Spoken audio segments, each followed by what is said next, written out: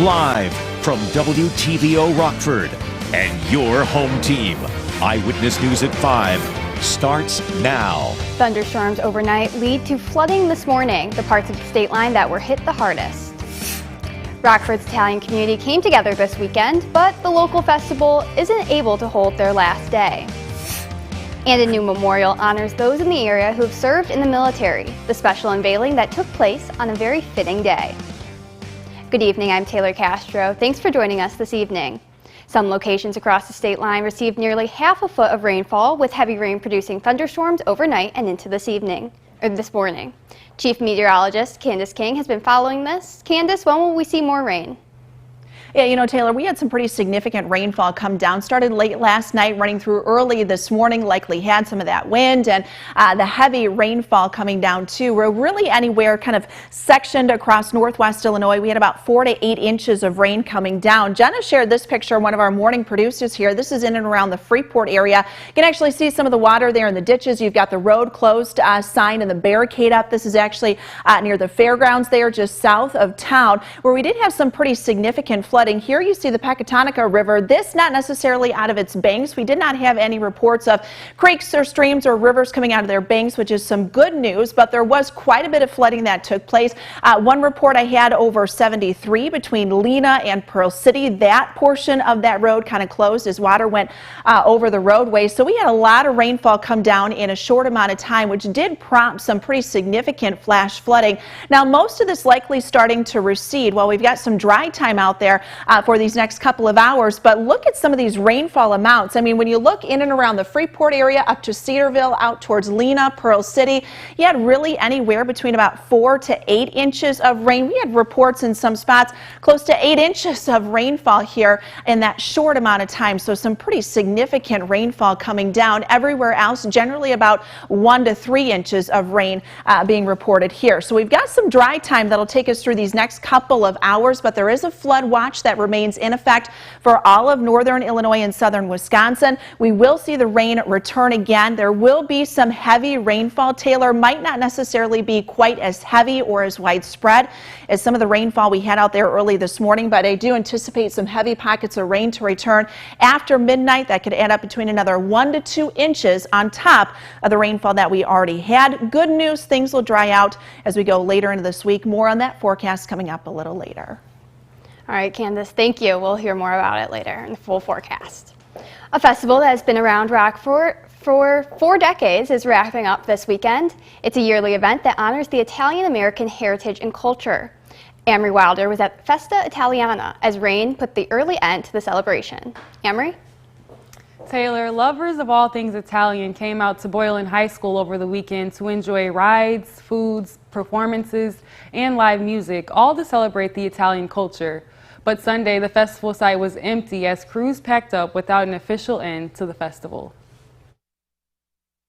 I just want to thank the community and all of Rockford and the surrounding areas for still coming out after 43 years and continue to support us. Another year of the Festa Italiana, a festival that brings Rockford's Italian community together for one weekend a year. So about 44 years ago, it was created by 2 men, Whitey Marinelli and Kurt Coriassi, with the intention to show the community our heritage and our culture, and it's blossomed since then as a fundraiser for GRIA. GRIA stands for the Greater Rockford Italian American Association.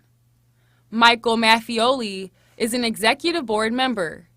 He says the event brings in a lot of money for GRIA's scholarship fund for Italian youth. Friday and Saturday were great. They put up some really good numbers for us. We had a lot of great attendance and people were out still spending money. But on Sunday, it rained on their parade, literally.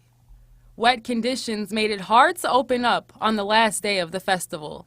It's one of those decisions that you want to wait and wait and wait to see if it'll slow up, if the rain will go away, if the weather goes away. But we got such bad weather over the night.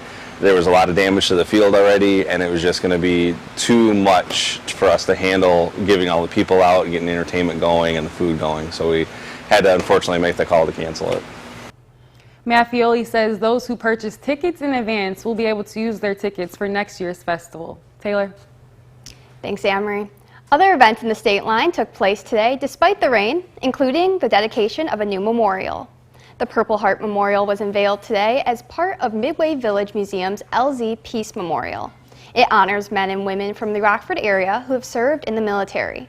This memorial has been in the works since 2019, and a groundbreaking took place a few weeks ago. It's not done just yet, but organizers say they hope to have it completed by September 15th. Artist Susan Burton is honored to create the piece. As an artist, you really want your work to represent something that is meaningful. And this is so meaningful, I can't express enough. And I feel like the work has been brought to me by the divine, and I'm honored to do this. The Purple Heart is the oldest medal in the military. It's awarded to servicemen who have been wounded or killed. Today, August 7th, is Purple Heart Day. Vice President Kamala Harris casting the tie-breaking vote in the Senate to pass the Inflation Reduction Act. Sunday afternoon's vote came after a marathon session that had senators voting on numerous proposed amendments to the bill. Here's Deidre Bolton with the details.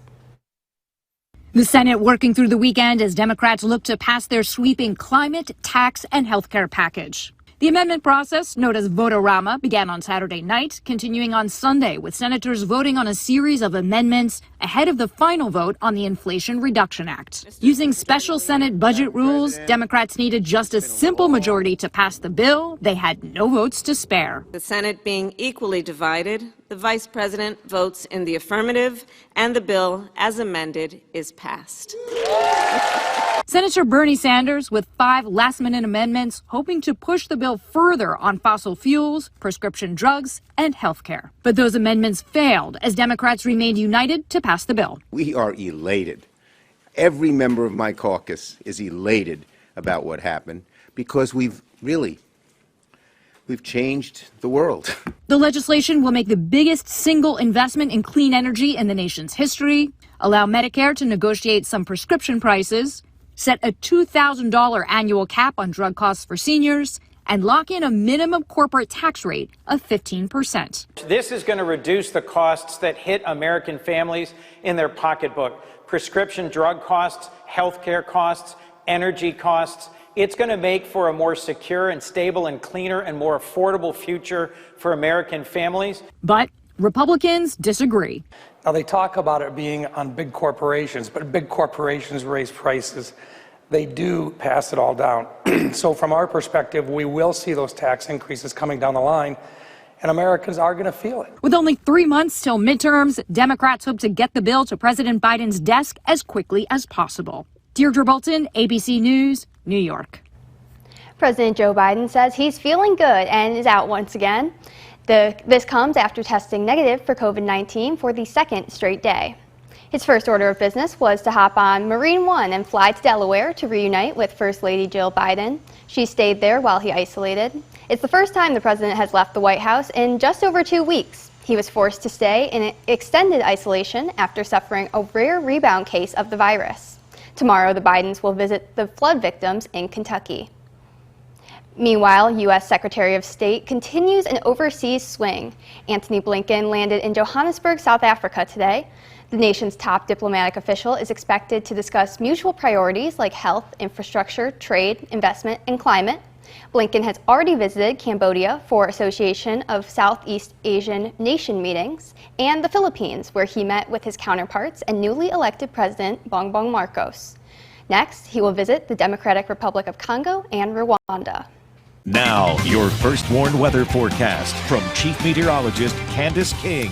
Well, things drying out a little bit from some of the heavy rainfall we had out there early this morning. You know, some of those rainfall totals specifically coming out of northwest Illinois, very impressive, where we had some reports up to 6, 7, even 8 inches of rainfall coming down kind of northwest of the Freeport area. So pretty significant amount of rainfall in a short amount of time did actually produce some flash flooding, as you saw in some of the video there at the top of the show. Some of the water in the ditches spilling out onto the waterways. Things are a little bit more quiet as we take a live look with our our SkyTrack camera now out in Freeport at the Park Hills Golf Course. I can say there was quite a bit of water here on the driving range earlier this morning, and it just feels sticky out there. So all that additional rainfall that we had, adding to that moisture that we already have in the atmosphere, and those high levels of moisture is what produced some of those significant and heavy downpours. Take a look at some of these dew point numbers in the mid and upper 70s, so very, very tropical-like out there. And even though our temperatures haven't warmed up much because we've dealt with some of the cloud cover, we may actually see these numbers go up maybe another degree or two here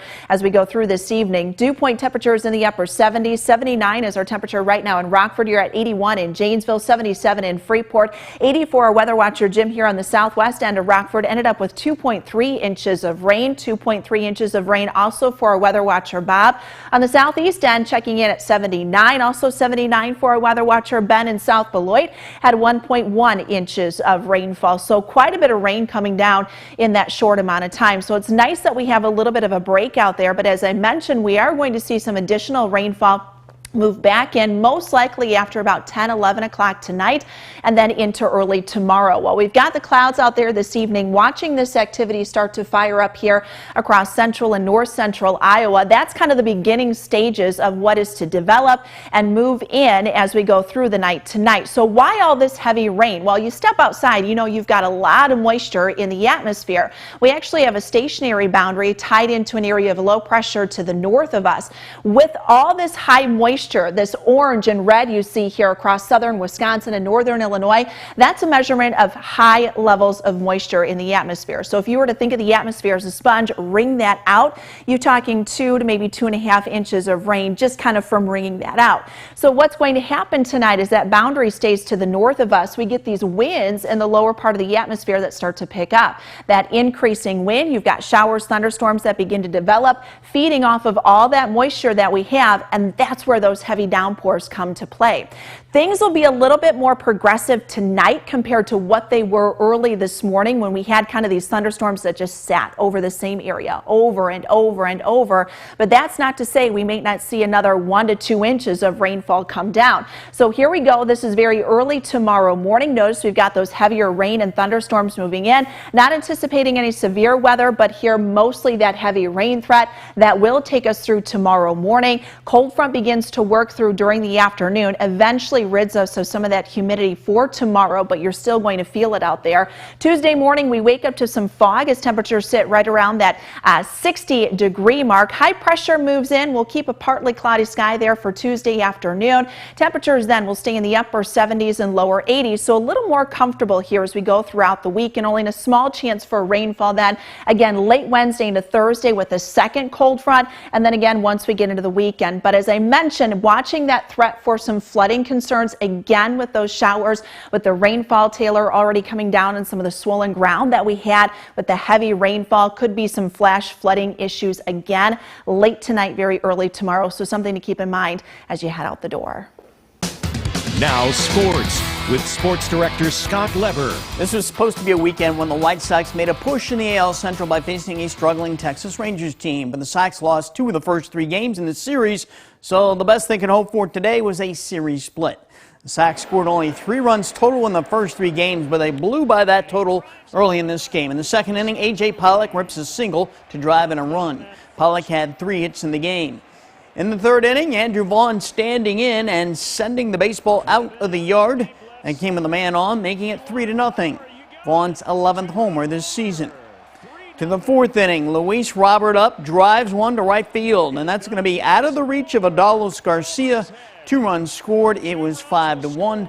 The Sox defeated the Rangers 8-2. Did they need that? Lucas Giolito earned his 8th win. The Twins lost to the Blue Jays 3-2. The Guardians edged the Astros 1-0. So the Sox are 2 games behind the Twins, 1 game behind the Guardians. And the Cubs couldn't get anything going at Wrigley Field against Jesus Luzardo and the Marlins. Luzardo will ring up Ian Happ here. Luzardo pitched 7 shutout innings and allowed only 1 hit. 2 relievers blanked the Cubs the final 2 innings. The Cubs were shut out 3-0, so they're denied a weekend sweep of the Fish. The Cardinals lead the Yankees 9-8 in the 8th inning in St. Louis. The Brewers lost 4-2 in 10 innings to the Reds. The Brewers have lost 6 of their last 7 games.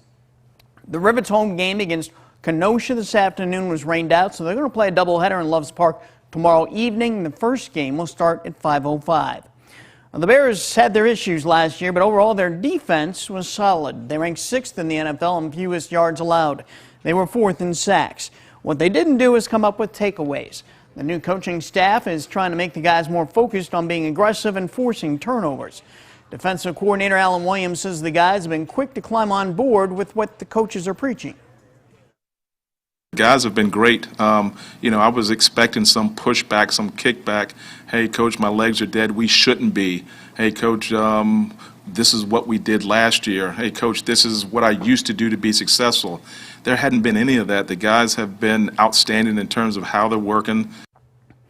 Jordan Love said after the Packers family night game Friday that he's feeling a lot more comfortable this year, and Matt LaFleur sees that too. Yeah, I think he's much more in rhythm. I think there's more decisiveness. I think you see it in his footwork, and he's not getting like what I call stuck at the top of the drop where both feet are hitting at the same time and he's just kind of sitting there. It just looks more rhythmical, looks more fluid, and I think it's translated in his play. First Warning Interactive Radar brought to us by Rockford Auto Glass and More. The heavy rain that we had out there moving through and moving to the east of us. We'll still see a couple of very light showers here this evening, but a good portion these next couple of hours staying dry. Additional rainfall likely moving in late tonight. Could be some heavier rainfall as a cold front continues to work south. Another 1 to 2 inches of rain possible through early tomorrow. Temperatures then staying on either side of that 80-degree mark as we round out the end of the week. Thanks, Candace. Thank you for joining us. We'll see you at 10.